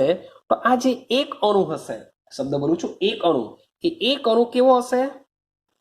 કાયમી દ્વિધ્રુવીયતા ધરાવતો હશે. એક અણુ કેવો હશે? કાયમી દ્વિધ્રુવીયતા ધરાવતો અણુ હશે. માની લો કે HF લઈ લો, HCl લઈ લો, તો આ અણુ કેવો કહેવાય? કાયમી દ્વિધ્રુવીયતા ધરાવતો અણુ હશે. અને જે બીજો અણુ છે એની સાથે સંપર્કમાં આવતો જે બીજો અણુ છે એ બીજો અણુ કેવો હશે? અધ્રુવીય હશે. અધ્રુવીયનો મતલબ શું થાય? કે એનું જે વિદ્યુત વાદળ છે કેવું હશે? સમમિત હશે. આનું વિદ્યુત વાદળ કેવું કહેવાય? અસમમિત કહેવાય, કારણ કે એના બે છેડા પ્લસ અને માઇનસમાં વહેંચાઈ ગયેલું હશે, જ્યારે આમાં પ્લસ અને માઇનસમાં વહેંચાયેલું હશે. તો થશે કેવું? હવે આ બંને અણુ જ્યારે એકબીજાની સંપર્કમાં આવે તો ભાઈ આમાં પહેલેથી જ તેના વિદ્યુત વાદળો એકબીજાથી દૂર ચાલ્યા ગયેલા છે, કારણ કે પહેલેથી જ અસમમિત છે. તો આનો જે છેડો, જાણે કે માઇનસ છેડો લઈ લો, તો માઇનસ છેડો જો આના સંપર્કમાં આવે તો આ અણુ આમાં બી શું કરશે? દ્વિધ્રુવીયતા પ્રેરિત કરશે કે ભાઈ હું પણ આવો છું, તું પણ આવો થા. શું કરશે? આ જે પહેલેથી દ્વિધ્રુવીય કાયમી દ્વિધ્રુવીય અણુ છે એ આ બીજા અણુમાં શું કરશે? દ્વિધ્રુવીયતા પ્રેરિત કરશે. એને કહેશે કે ભાઈ તું પણ શું થા? મારા જેવો થઈ જા. માટે નામ આપવામાં આવ્યું છે દ્વિધ્રુવીય પ્રેરિત દ્વિધ્રુવીય. એટલે કે હા, બીજું કે આમાં એકવાર જો દ્વિધ્રુવીયતા પ્રેરિત થઈ જશે તો આ પણ શું બની જશે? કાયમી દ્વિધ્રુવીયતા વાળો બની જશે. એટલે આમાં કાયમી શું થઈ જશે? દ્વિધ્રુવીયતા વિકસી જશે. અને આની જે પારસ્પરિક ક્રિયા છે એ પારસ્પરિક ક્રિયાની જે ઉર્જા છે એ ઉર્જા પણ સેમ બધામાં જ 1/r⁶ ના સમપ્રમાણમાં હોય છે, જ્યાં r શું હોય છે? બે અણુ વચ્ચેનું અંતર છે. રેડી છે? તો આ જે દ્વિધ્રુવીયતા છે એ દ્વિધ્રુવીયતા એક એવો અણુ હશે કે જેમાં કાયમી દ્વિધ્રુવીયતા હશે, અને જે બીજો અણુ છે એ કેવો હશે? ન્યુટ્રલ હશે, અથવા તો કેવો કહી શકીએ આપણે? તટસ્થ કહી શકીએ. તટસ્થ અણુ હશે કે આ તટસ્થ અણુમાં શું ઉત્પન્ન કરશે? આ અણુ ધ્રુવીભવનીયતા, ધ્રુવીભવન કરશે. આ એક મોલેક્યુલ જરાક સમજો, આ એક મોલેક્યુલ છે, માની લો કે આનો પ્લસ છેડો આ બાજુ છે, આનો માઇનસ છેડો આ બાજુ છે, વોટ એવર તમે કંઈ બી લઈ શકો, આ બાજુ માઇનસ લઈ શકો, આ બાજુ પ્લસ, એવું પણ તમે લઈ શકો છો. પણ માની લો કે અહીંયા પ્લસ લેવું છું, આ એક કેવો છે? ન્યુટ્રલ છે, મીન્સ કે એનું કેન્દ્ર આ રીતના ગોઠવાયેલું છે. હવે જ્યારે એકબીજાની સંપર્કમાં આવે છે ત્યારે આ બાજુ પ્લસ છે તો આનો છેદ આમાં બી શું ઉત્પન્ન કરશે? દ્વિધ્રુવીયતા પ્રેરિત કરશે. હવે આ જે મોલેક્યુલ છે જેટલો વધુ આનું ધ્રુવીભવન કરી શકે એટલી જ વધારે આકર્ષણ થઈ શકે. મીન્સ કે આ મોલેક્યુલ બી આધાર રાખે. હું માની લો કે આ HF લેવું, માની લો કે હું આમાં NH3 લેવું, આ સેમ રાખું તો HF આને વધુ ધ્રુવીભવન કરી શકે છે કમ્પેરિઝન ટુ NH3 કરતા. માટે આ જે મોલેક્યુલ છે એ આને કેટલો ધ્રુવીભવન કરી શકે એના ઉપર દ્વિધ્રુવીય પ્રેરિત દ્વિધ્રુવીય આકર્ષણ બળ આધાર રાખતું હોય છે. હવે થવાનું શું? ચલો ભાઈ, આ મોલેક્યુલ છે એની નજીક આવતા બીજા મોલેક્યુલમાં બી શું કરશે? દ્વિધ્રુવીયતા પ્રેરિત કરશે. હવે આનો છેડો ધન હોય તો એ શું કરશે? આના માઇનસ છેડાને આ બાજુ ગોઠવશે, આનો પ્લસ છેડો થઈ જશે, જેથી આ બે વચ્ચે શું થઈ શકે? પારસ્પરિક ક્રિયા થઈ શકે. આ જ રીતના માન લો કે આ જો છેડો માઇનસ હોય, આ પ્લસ હોય, તો તેના સંપર્કમાં આવતો જે બીજો મોલેક્યુલ છે આ માઇનસમાં છે એનો ધનભાર રહેશે, આનો ઋણભાર રહેશે, જેથી આ બે વચ્ચે શું થઈ શકે? પારસ્પરિક ક્રિયા થઈ શકે. જેટલું વધુ આને ધ્રુવીભવન થાય તેટલો જ મજબૂત દ્વિધ્રુવીય પ્રેરિત દ્વિધ્રુવીય આકર્ષણ બળ તમારું મજબૂત થશે. ક્લિયર છે? હવે આપણે ટોને ટોનની જો કમ્પેરિઝન કરીએ તો સમજો કે આ જે બળ છે એ વિસર્જન બળ અને દ્વિધ્રુવીય પ્રેરિત દ્વિધ્રુવીય પારસ્પરિક સહ અસ્તિત્વ, મીન્સ કે આમાં બંને પ્રકારનું બળ જોવા મળશે. યાદ રાખજો, દ્વિધ્રુવીય પ્રેરિત બળમાં લંડન બળ પણ કામ કરે છે, સાથે સાથે દ્વિધ્રુવ પ્રેરિત દ્વિધ્રુવ, કારણ કે એક તો ભાઈ એવો જ છે, બીજાથી થયું એટલે લંડન બળ પર કામ કરે છે. દ્વિધ્રુવીય પ્રેરિત દ્વિધ્રુવીય બંને એક સાથે કામ કરતા હોય છે. તો બસ આ એક સમથિંગ કન્સેપ્ટ છે જે આપણે ક્લિયર કર્યો. ક્લિયર છે?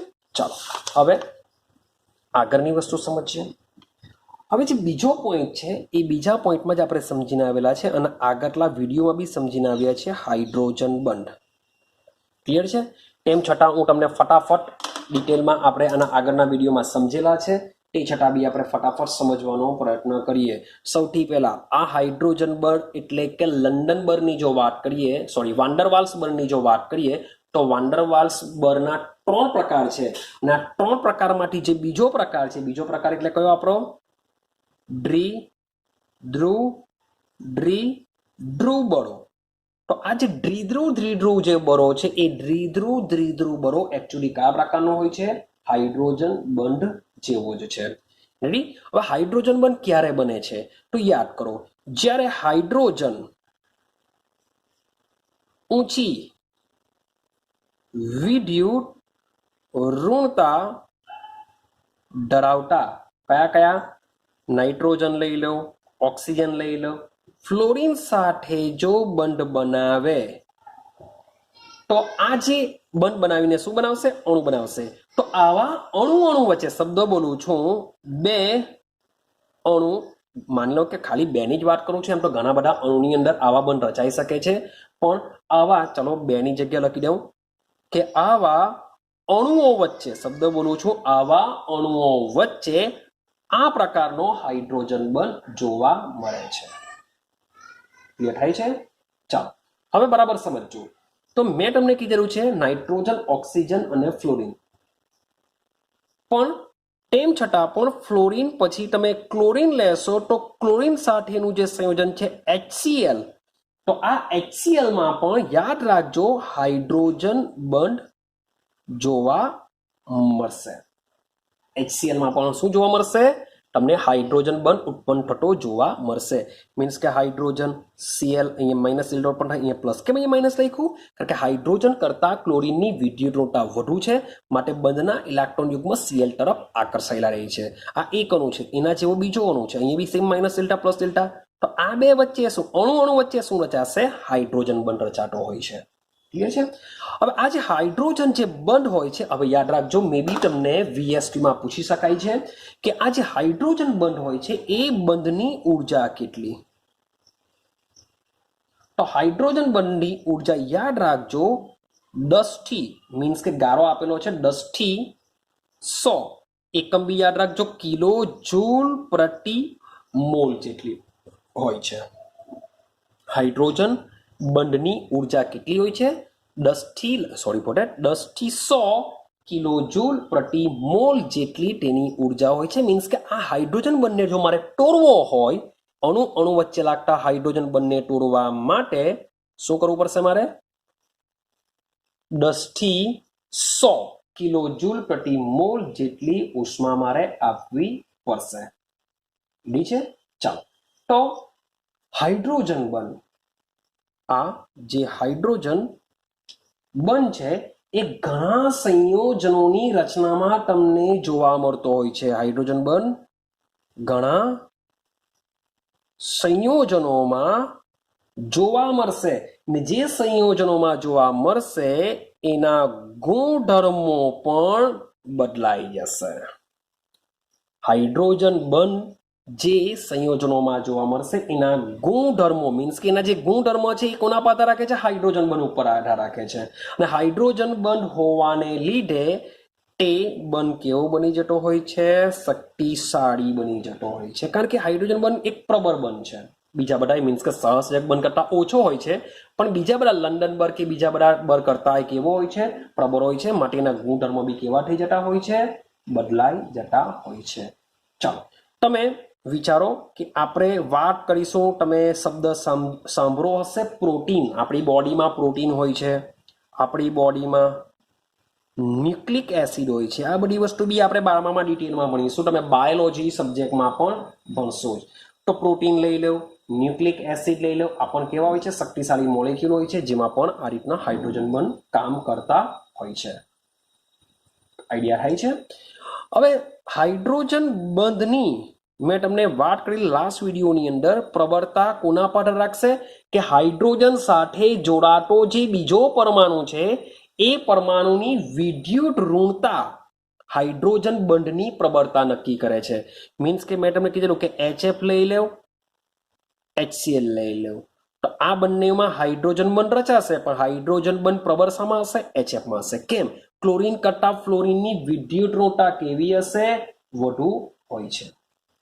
આઈડિયા આવે છે? માટે આમાં તમને હાઇડ્રોજન બંધ પ્રબળ જોવા મળશે.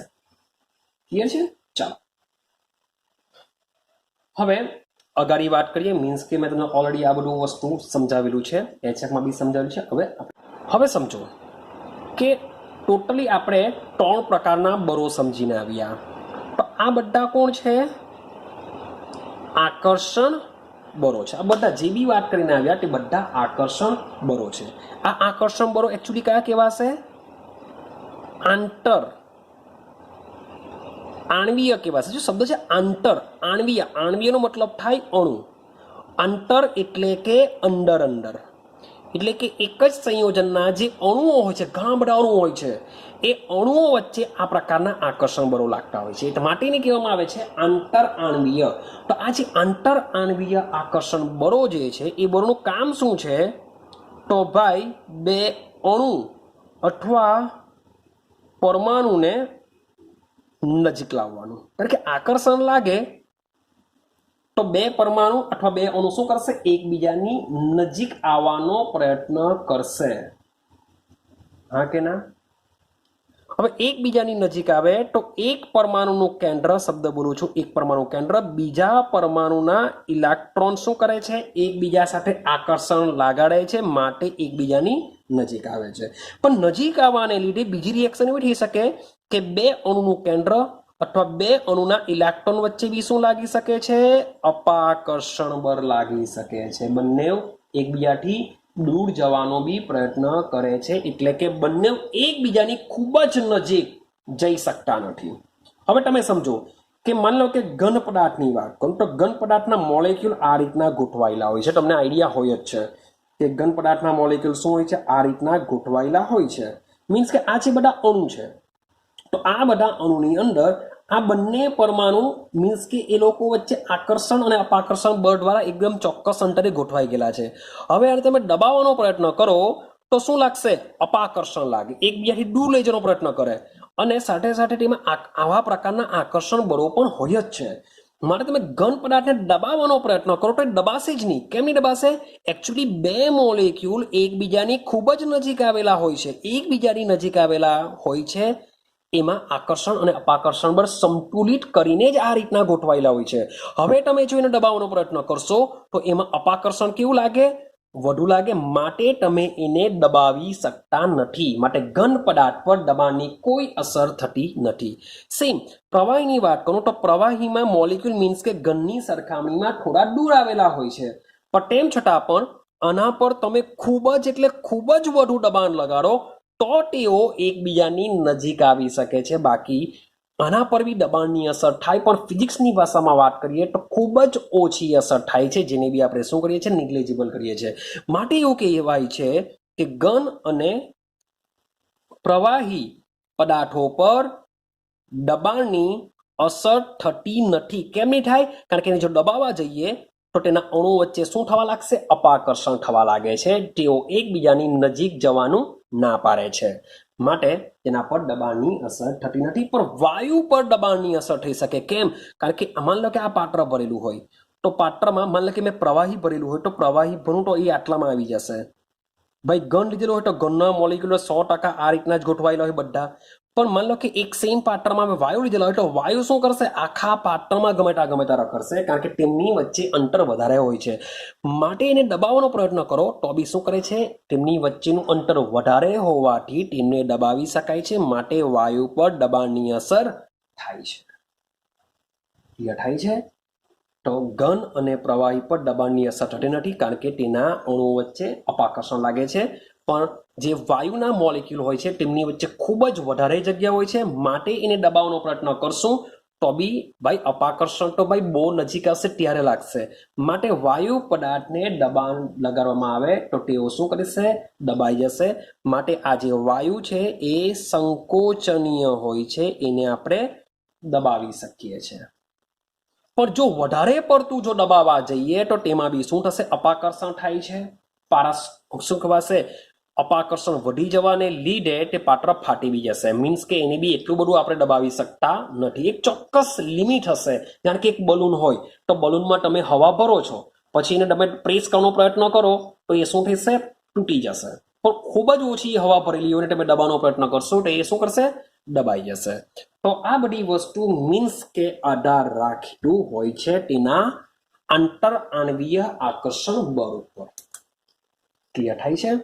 તો આજના વિડીયોની અંદર આપણે આજે 3 આકર્ષણ બળો ભણેલા છે, જેને આપણે વાન્ડરવાલ્સ બળો કહેશું। એ વાન્ડરવાલ્સ બળના આપણે 3 પ્રકાર પાડેલા છે। 3 પ્રકાર મીન્સ કે થોડાક સમજવાના છે કે શું ચાલી રહ્યું છે બધાની અંદર। આ જે થિયરી છે તમે મીન્સ કે એકવાર સમજી લીધા બાદ જો મે બી એક્ઝામમાં પૂછાઈ જાય તો તમે તમારી રીતના પણ લખી શકો છો, એવી આ થિયરી છે। ક્લિયર છે? તો આજના વિડીયોમાં આપણે આટલે સુધી જ રાખીશું। નેક્સ્ટ વિડીયોની અંદર આ જે આકર્ષણ બળની વાત કરી, હવે એની કમ્પેરિઝન આપણે ઉષ્મીય ઉર્જા સાથે કરીશું કે ઉષ્મીય ઉર્જા આ આકર્ષણ બળો સાથે શું કામ કરશે। ચલો એકચ્યુઅલી આપણે કમ્પ્લીટ કરીએ, કારણ કે આની સાથે કનેક્ટેડ ટોપિક છે, તો આપણે એને બી કમ્પ્લીટ કરીએ। હવે સમજવાનો પ્રયત્ન કરજો કે ઉષ્મીય ઉર્જા શું છે। ટોપિક કારણ કે આની સાથે જ આવશે, માટે હું લઈ લઉં છું ઉષ્મીય ઉર્જા। Sorry for that.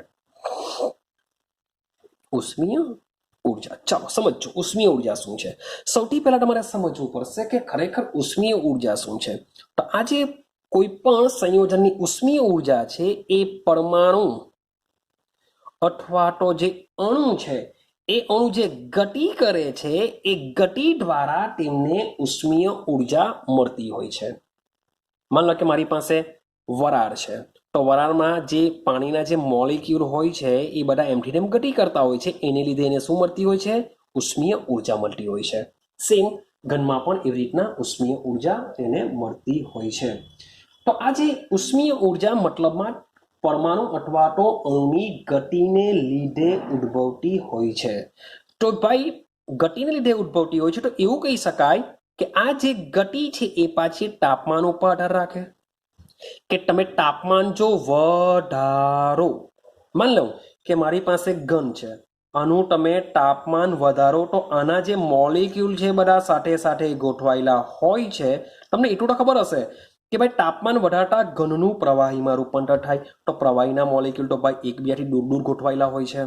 તો કેવી રીતે દૂર થશે? તો તાપમાન વધારવાથી આ જે મોલિક્યુલ છે મોલિક્યુલની ગતિ ઉર્જા મળશે, ઉર્જા મળવાથી તેઓ એકબીજાથી દૂર જવા લાગશે. હજુ બી તમે તાપમાન વધારો તો વાયુનું પ્રવાહીમાં રૂપાંતર થઈ શકે, તો એના મોલિક્યુલ હજુ પણ વધારે ગતિથી એમથી તેમ ઘૂમવા લાગશે. એવું કહી શકાય કે જે ઉષ્મીય ઉર્જા છે પરમાણુ અથવા તો અણુની ગતિને લીધે ઉદ્ભવશે, ને આ જે ગતિ છે એ તાપમાનને સમપ્રમાણમાં હોય. તાપમાન વધારો ગતિ વધે, તાપમાન ઘટાડો ગતિ ઉર્જા ઘટી જશે. આઈડિયા આવે છે? તો એવું કહી શકાય કે બરાબર સમજો કે આ જે આંતર આણવીય બળો છે, શબ્દ જોજો, આપણે જે ત્રણ આંતર આણવીય બળની વાત કરીને આવ્યા, તો ત્રણેય આંતર આણવીય બળ શું કરશે? અણુને ભેગા રાખવાનો પ્રયત્ન કરશે, કારણ કે આકર્ષણ બળ લાગે છે તો અણુ શું કરશે? ભેગા લાગશે. પરંતુ એની કમ્પેરિઝન હું જ્યારે ઉષ્મીય ઉર્જા સાથે કરું તો ઉષ્મીય ઉર્જા શું કરશે? અણુને દૂર કરવાનો પ્રયત્ન કરશે, કારણ કે ઉષ્મીય ઉર્જા એટલે કે ગતિ જેટલી વધારે હશે એટલા અણુઓ એકબીજાથી દૂર ભાગશે. માટે આંતર આણવીય આકર્ષણ બળ અણુને ભેગા કરવાનું કામ કરે, તો ઉષ્મીય ઉર્જા અણુને દૂર રાખવાનો પ્રયત્ન કરશે. તો આ જે પદાર્થની જે અવસ્થાઓ છે એ અવસ્થાઓ આ આંતરાણવીય આકર્ષણ બળ અને ઉષ્મીય ઉર્જા વચ્ચેના સંતુલનનું પરિણામ છે. મીન્સ કે ઘન પદાર્થની અંદર તમે જોશો તો આંતર આણવીય આકર્ષણ બળ ઉષ્મીય ઉર્જા કરતા વધારે જોવા મળશે, માટે જ તેના અણુઓ નજીક ગોઠવાયેલા હોય છે. પ્રવાહી પદાર્થની વાત કરીએ તો તેમાં આંતર આણવીય આકર્ષણ બળ અને ઉષ્મીય ઉર્જા કેવી હશે? મોટે ભાગે થોડી ઘણી આની વધારે હશે, આની ઓછી હશે, મીન્સ કે સિમિલર હશે. પણ વાયુ અવસ્થાની વાત કરીએ તો તેના મોલિક્યુલ એકબીજાથી બહુ દૂર હોય છે, માટે તેમાં ગતિ ઉર્જા એટલે કે ઉષ્મીય ઉર્જા વધારે હોય છે કમ્પેરિઝન ટુ આંતર આણવીય બળ. આઈડિયા આવે છે? તો તમે જોશો, માન લો કે મારી પાસે ઘન છે, ઘનમાંથી હું પ્રવાહીમાં લઈ જાઉં, પ્રવાહીમાંથી વાયુમાં લઈ જાઉં, તો તમે જોઈ શકો છો કે આ કન્ડિશનમાં તમે જોશો તો જે આંતર આણવીય આકર્ષણ જે બળ છે, આંતર આણવીય આકર્ષણ બળ છે, એ આકર્ષણ બળ તમે ઘનમાંથી પ્રવાહીમાંથી વાયુમાં તમે જોશો તો તમને ઘટતું જોવા મળે. કેમ ઘટતું જોવા મળે? ઘનના મોલિક્યુલ નજીક ગોઠવાયેલા રહેલા હોય, પછી પ્રવાહીના મોલિક્યુલ જોવા મળશે, ત્યાર પછી વાયુના મોલિક્યુલ બહુ દૂર હોય, તો આંતર આણવીય આકર્ષણ બળ ઘનમાં વધારે, પ્રવાહીમાં ઓછું, વાયુમાં તમને ખૂબ જ ઓછું જોવા મળતું હોય છે. પણ એ જ વસ્તુ જ્યારે ઉષ્મીય ઉર્જાનો વિચાર કરીએ તો આ જે ઉષ્મીય ઉર્જા છે તમને વાયુમાં કેવી જોવા મળે? વધારે, પછી પ્રવાહીમાં ઓછી જોવા મળશે અને ઘનમાં તમને ખૂબ જ ઓછી જોવા મળશે, કારણ કે એના મોલિક્યુલ નજીક ગોઠવાયેલો હોય, વાયુના મોલિક્યુલ દૂર ગોઠવાયેલો હોય છે, માટે એના મોલિક્યુલ પાસે ઉષ્મીય ઉર્જા વધારે હોય છે. તો આ બંને આકર્ષણ બળો અને ઉષ્મીય ઉર્જાને લીધે પદાર્થની અવસ્થા સંતુલનમાં હોય છે. આઈડિયા આવે છે? માન લો કે હવે મારી પાસે વાયુ છે. હવે મેં તમને અગાડી કીધું કે મારે જો ઘનમાંથી પ્રવાહીમાં રૂપાંતર કરવું હોય, પ્રવાહીમાંથી મારે વાયુમાં રૂપાંતર કરવું હોય, હું શું કરા? ખાલી તાપમાન વધારા, ઘનમાંથી પ્રવાહી, પ્રવાહીમાંથી વાયુ.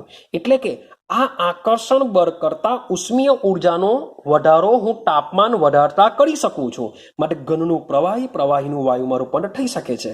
તો આના કરતા ઉલટું વિચારો, શું વાયુમાંથી પ્રવાહીમાંથી ઘનમાં શું તાપમાન ઘટાડતા હું કરી શકું છું? વિચારો જરા કે તાપમાન ઘટાડીને વાયુનું પ્રવાહીમાં, પ્રવાહીનું ઘનમાં રૂપાંતર કરી શકાય છે? તો ભાઈ આ વસ્તુ પોસિબલ નથી. કેમ? વિચારો કે મારી પાસે માન લો કે એક પાત્ર છે, એ પાત્રમાં મેં કોઈ વાયુ લીધેલો છે, એ આ રીતના ગોઠવાયેલો છે, એના મોલિક્યુલ આ રીતના રખડતા હોય છે, ગતિ કરતા હોય છે. હવે એનું તમે તાપમાન ઘટાડો, માન લો કે તાપમાન ઘટાડી દીધું, તો તાપમાન ઘટાડવાને લીધે એઓની ઉષ્મીય ઉર્જા ઘટી જશે. તો ઉષ્મીય ઉર્જા ઘટવાને લીધે માન લો કે આ મોલિક્યુલ જે ગતિ કરતો રહે સ્ટોપ થઈ ગયો, અહીંયા આ સ્ટોપ થઈ ગયો અહીંયા, આ સ્ટોપ થઈ ગયો અહીંયા, આ સ્ટોપ થઈ ગયો અહીંયા. ભલે અહીંયા સ્ટોપ થઈ ગયો પણ પ્રવાહીમાંનો મતલબ શું થાય કે એના મોલિક્યુલ ભાઈ વાયુ કરતા નજીક નજીક હોવા જોઈએ. તો ભાઈ નજીક નજીક તો થયા જ નહીં. તાપમાન ઘટાડવાથી ઉષ્મીય ઉર્જા ઘટી પણ એમની વચ્ચેનું અંતર તો જેટલું છે એટલું જ રહ્યું.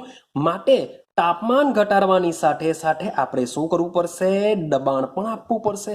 દબાણ આપવાથી આ મોલિક્યુલ એકબીજાની નજીક આવે તો જ વાયુમાંથી પ્રવાહી થશે. ને સેમ વસ્તુ પ્રવાહી બની ગયા બાદ એનું તમે તાપમાન ઘટાડો તો ઉષ્મીય ઉર્જા તો ઘટે જ પણ સાથે સાથે દબાણ આપવાથી જ તેના અણુઓ એકબીજા સાથે ગોઠવાશે.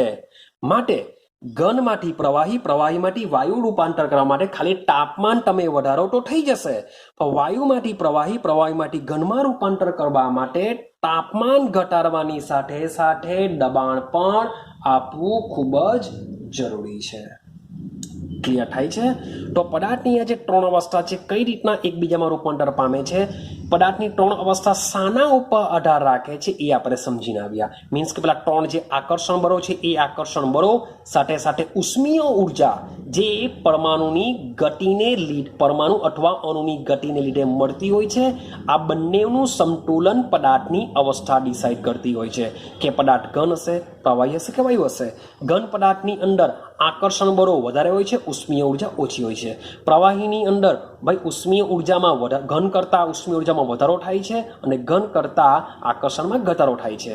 અને વાયુની અંદર ઉષ્મીય ઉર્જા ખૂબ જ વધારે હોય છે અને આકર્ષણ બળ ખૂબ જ ઓછું હોય છે. તો આ ત્રણે ત્રણ અવસ્થાઓનો આધાર બે વસ્તુ પર રહેલો છે. એક છે ઉષ્મીય ઉર્જા અને બીજું છે વાન ડર વાલ્સ બળ પર. ક્લિયર થાય છે? તો આ હતું આપણી ઉષ્મીય ઉર્જા. તો આ ચેપ્ટરમાં મેં તમને અગાડી વાત કરી તેમ ત્રણ અવસ્થા છે પણ ત્રણ અવસ્થા વિશે નથી ભણવાનું. આપણે માત્ર ભણીશું પ્રવાહી અને વાયુ વિશે. તો હવે નેક્સ્ટ ટાઈમથી મીન્સ કે નેક્સ્ટ વિડીયોની અંદર આપણે સ્ટાર્ટ કરીશું વાયુ વિશેનો અભ્યાસ. પહેલા વાયુ કમ્પ્લીટ કરીશું કે વાયુના મીન્સ કે કેવી રીતના એના માટેના નિયમો શોધાયેલા છે તે બધો જ અભ્યાસ આપણે કરીશું. અને વાયુ કમ્પ્લીટ કરી દીધા બાદ આપણે અભ્યાસ કરીશું પ્રવાહી વિશે. તો મળીશું હવે નેક્સ્ટ વિડીયોની અંદર વાયુના નિયમો સાથે વાયુ અવસ્થા વિશે ડિટેલમાં આપણે ભણવાનો પ્રયત્ન કરીશું. તો રાહ જુઓ, વેઇટ એન્ડ વોચ કરો નેક્સ્ટ વિડીયોની.